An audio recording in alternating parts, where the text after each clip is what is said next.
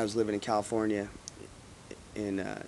throughout the 80s. I just looked around and I was like, there's so many people here, and I wasn't born here.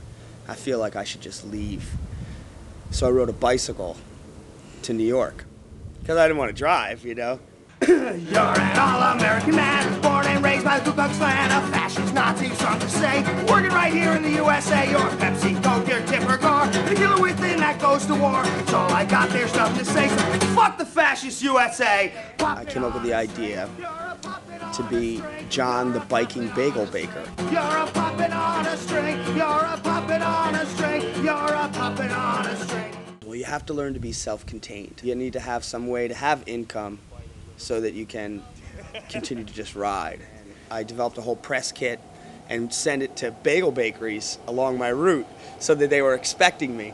You know, with a little map that you wrapped around a coffee can and put it by the cash register, and you could donate to John the Biking Bagel Baker, and it would say, arriving here, you know, at this date. And so I got to New York, and by then I had started working in the bakery, and every morning after I got done baking, I'd go out into the street, and punks were still awake.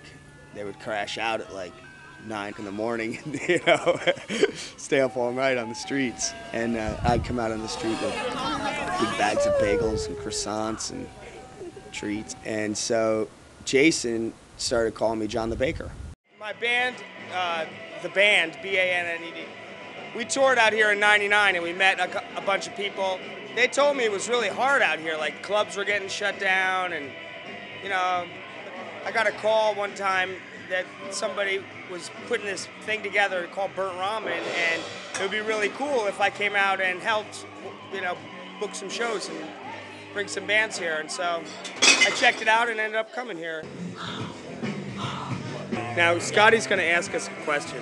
What do you think's important about Burnt Ramen? And I mean, it's like the true DIY venue out here these days. As a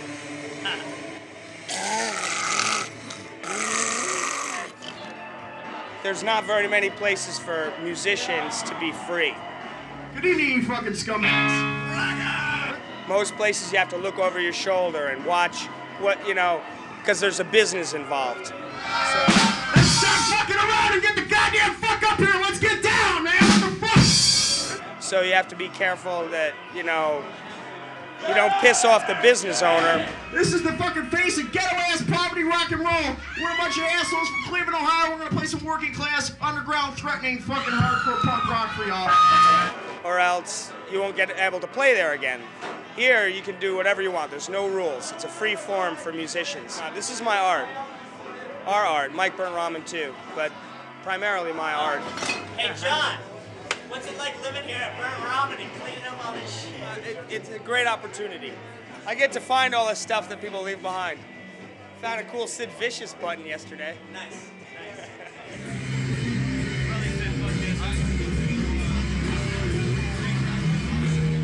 Cleaning up, I consider it to be the highest honor for being a participant in this type of thing, because like an artist has to clean his palette to make a fresh canvas for a new painting.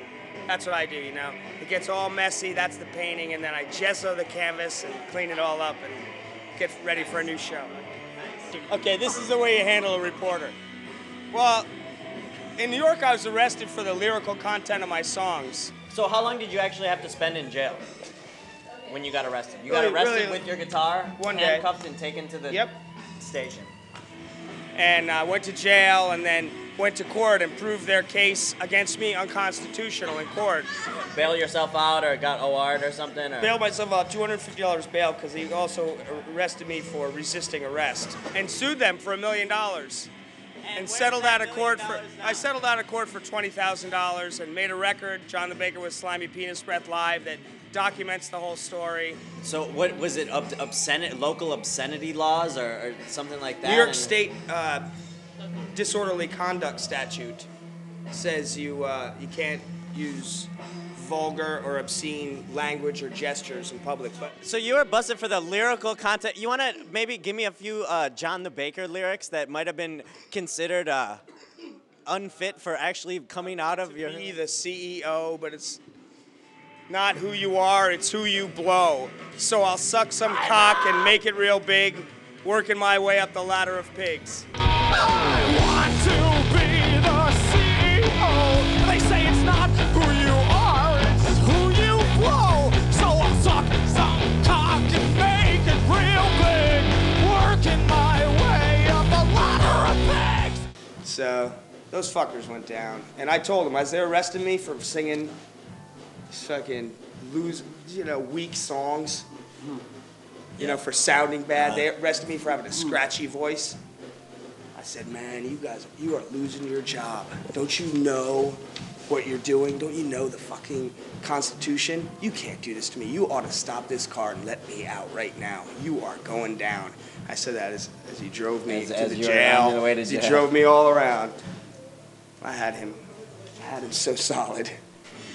Following that, I got half the police force fired for sexual misconduct with minors. So, like, Slimy Penis Breath got arrested on stage, too. No shit, man. I feel like Pulled off the stage by the cops, dragged out. My girlfriend and her friend are holding my legs and say, "Don't take him! You can't take him!" And they all came to the police station where they had me and the rest of the band, and we were all, like, locked up to this bench and shit. And they are all in the other room, but we could hear them from through the walls, and they all sang one of our songs, "The Cops Are Fucking Little Girls." Like 30 people in the police station singing, "Cops are fucking little girls." And they were. Now that's what we got them fired for. The cops are fucking little girls, the cops are fucking little girls, the cops are fucking little girls, the cops are fucking little girls.